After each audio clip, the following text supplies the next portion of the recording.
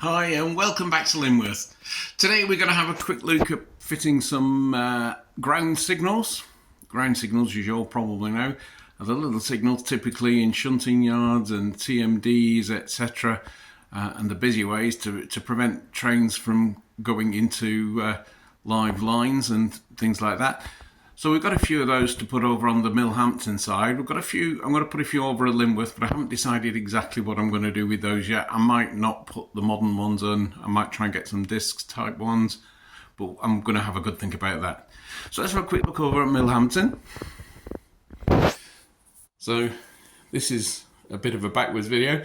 So as you can see here, we've got the little ground signal here. Whoops, where are we? There he is.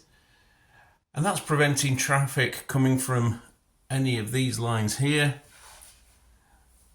on this side here, coming down and then onto the main line. So when it's running, this will be red and the main line will be open. And then when these points open to allow traffic in, this one will go green. Okay, so I'm going to put a few more in. I've got one here. And where's the other one? Down here. There we go. Got one here. And we got one here. And one here. Okay. So what I'm going to do now is take you through how I went to put all these in. Starting with a very cold day last week. Due to extremely cold weather, I've decided that the shed is probably not the best place to do this, so I've retired here to the good old dining room. There are the boys. That's Freddie on the left and Max on the right. And here we are at the dining room table. Yes, the missus is out. Right, let's have a look. So what we're going to do is the signals which are before. These are the ones that I was talking about. So here we are, ground signals, two aspects, simple as, modern, red and green. It's not wired up so I can't show you them lighting up. Classic red at the top, green at the bottom. And these come from the CR signals. So the ones we're using are the CR signals, SO01GA, two aspect LED coloured light ground signal common anode, as opposed to the SO01G, which has the common cathode. Cathode being the negative, anode being the positive. So what I've done is I've started to wire some of these up. First of all, I'll show you the switches which were done. So I took a piece of plastic card. So simple, oops, sorry, got it in the right shot live. So simple 2mm thick plastic card, and cut it to size to cover the hole which I showed you before.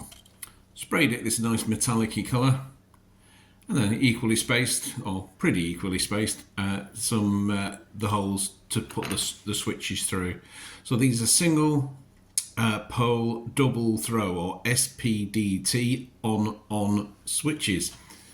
So basically the common is in the middle, and then the red and the green goes to the appropriate coloured light. So the green will go to the green light, the red will go to the red light. So when it's switched up like this, that will have the green light on. Switch it, it's difficult to do with one hand, down like that, and that will put the red light on. Okay, so that's it. Now the numbers refer to the points which the ground signals are protecting. Okay, so this one will be obviously protecting point number 23, this one will be protecting point number 25, and so on. And when we go back into the room, I'll show you exactly what I mean by that. Okay, so what we're going to do with this is, underneath the board I have one of these which is a power distribution, and this has the positive attached to it at this end. So what we'll do is take all these commons, which is the black wires, the shorter black wires, and they will attach to these side here.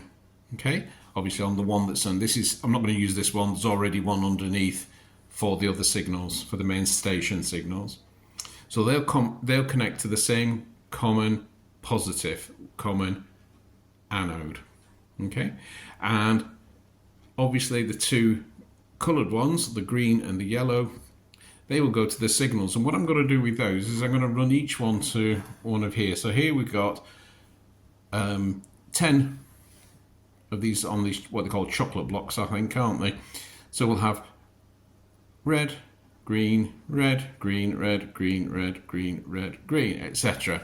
Okay, and that will show us, that will then, screw up on underneath the baseboard next to this blue power connector. What I'll do then is, as you can see here, let me just move over. Let me just move those out of the way. So here's one I almost made earlier. So as you can see, I've extended the green side. I haven't done the red for the simple reason I ran out of red. I ran out of red wire.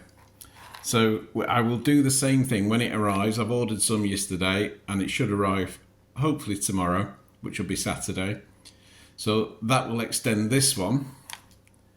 And that will mean that when this is it, when the signal is in place, these cables will then be long enough to reach to the chocolate block. Common, which is this one here, in this case going to it's going to the positive. So that will run to the positive on the underside of the supply. And basically that's it. So it's very simple. So as you can see, we're looking at a little bit messy here. I've got a bit things everywhere. So that's basically where we're up to. So what I'm going to do now is I'm going to join these up to the chocolate block, and then we'll have a look at it going from there. But like I say, I'm a bit stuck now because I've got to wait for the red wire to come before I know what I'm doing. Right, I'll be back in a minute when I've wired that up.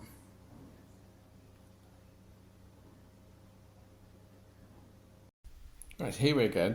I've done a little diagram to explain what I'm doing.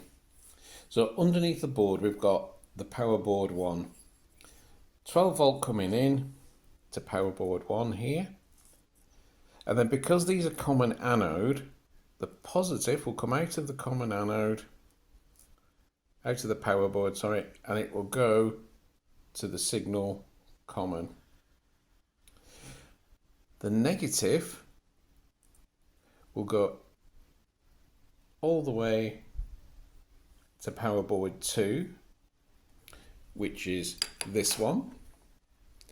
So you can see there I've connected the common wires for the switches to power board 2, which is this one.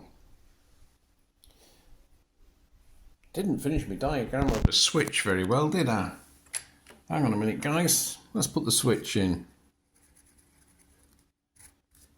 There we go. Now it looks like a switch. So we've then got the red and the green coming out of the switch, which is these two, and they run to the chocolate block. So what I've done is I've connected all the reds and greens to the let me just move that one out of the way. So to the chocolate block here, so I've got red, green, red, green, red, green, red, green. So once I've got the signals in place, the common will connect, the common anode, the positive, will connect to the positive terminal on the power board 1, and the red and the greens will all connect to the chocolate block on this one. So effectively this is ready to go in place now. I can pop this in place and secure these two underneath the baseboard. What I'll do is I'll take that across now, and in fact I won't, because it's nearly 10 o'clock and I think it's time for me to have a break from all this. So what I'll do is, can't do it tomorrow because I'm going to the football tomorrow, up the Mighty Shakers. If you know who that is, put a comment down below. And so on Sunday what we'll do is install all this, screw these up to the top boards, and hopefully by then my extra cable will come, my red cable. You remember I said before, my red cable, I've got the green attached to the signal lamps, but I haven't got enough red to do it, so I've ordered some more. So I ran out of red when I did this bit, didn't have any more. So that's on order. That should be with us tomorrow, possibly Sunday, because it's coming from Amazon. And there we go. So I'll be back on Sunday. Tonight's Friday night. I'll be back on Sunday because, like I said, tomorrow's football day. We'll go ahead and pop this in, and you can see what it looks like, and mounted with these 2 units mounted at the top there. And we'll see how that goes. Can't think of anything else I want to mention, apart from please keep your work area tidy than I keep mine. I'll have to have a tidy up before her indoors comes home. Right, I'll speak to you all. I'll be back again the next video. It'll seem like no time at all has passed, but it'll be Sunday.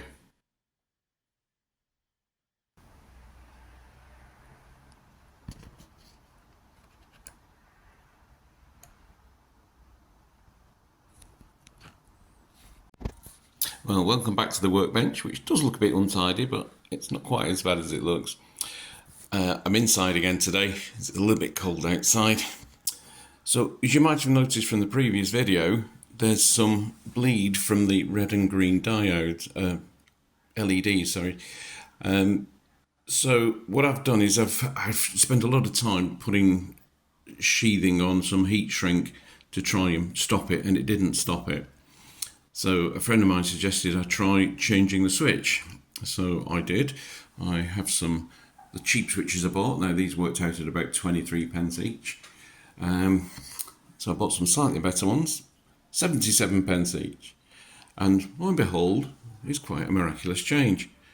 What I'm going to do is I'm just going to set up this one here and show you the difference between the 2 switches.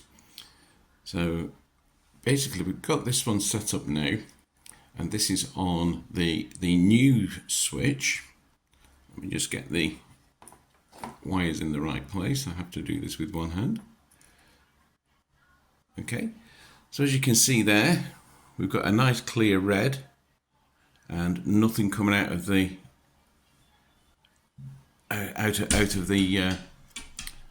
the green at all.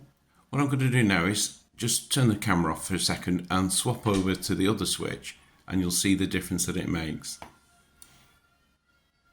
And now here we've got the cheaper switch wired up, and as you can see, hang on, I'm being helped by a puppy. No, you can't help, Fred. Jump down please, thank you.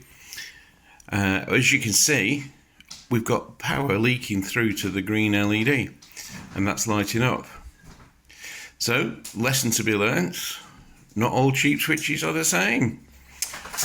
So what we've got, these are the ones we got and I've tried several of them, and these don't work very well. The power bleeds through the switch, and these are slightly better ones, which I think worked out at 77 pence, I think, instead of 23 pence. And these work absolutely perfectly. So I've done the first 2, and as a precaution I'm putting heat shrink on the terminals as well, but I've just got to do the other 3 now and transfer those over, and then we'll get it back on the layout and get another one tested. See you shortly. So we're all in, all done and dusted. So I think they need a bit of landscaping, but apart from that they're looking okay. So you can see here one in the distance and one close up. So what I'm going to do is just flick the distance one up. So this is the one that takes from platform 4 and onto the main line. That's that one. So that'll allow a platform 4 then to run onto the main. And then the one in the foreground here, this is one to let traffic out of the TMD onto the main line. So obviously we would have this one on to the main line, and then this one comes up to allow traffic out onto there. There we go. So all looking pretty good. Let me just come out of here for a second, and let me just pop that back to red, and then you can see where the others are. So let me zooming out. So we've got another one down here. So this one, it's actually set wrong, sorry about the finger there. So this one should be on red. There we go. And here on the other side, so we've got, so out of the shunting sidings and out the shed end here, we've got one to let you through there, and then one further up to allow either from the carriage sidings or the shunting sidings onto the main line there. So that's 5 ground signals in. Might put a few more in. I'm going to have a figure out where I really want to put them. But that's just about it for now. So do your homework. Don't get cheap switches. But as you can see now, we've got the main signals at the bottom row there, and then we've got the ground signals on the top one. Okay, and the numbers refer to, oh sorry, fingers again, and the numbers refer to the points that are being protected by those ground signals. So the first one there, 23, protects this junction here, number 23. As you can see, that takes traffic from the platform 4 onto the main line. Right. Well, that's all about it for today. If you liked all that, give us a like and a share. Share with your friends and everything. Like and subscribe and all the rest of it. There'll be another video on one side at the bottom, and there'll be a subscribe button on the right side. Love to hear for any comments or anything from anybody. That would be great. Okay, so from Lyneworth and Millhampton, see you later.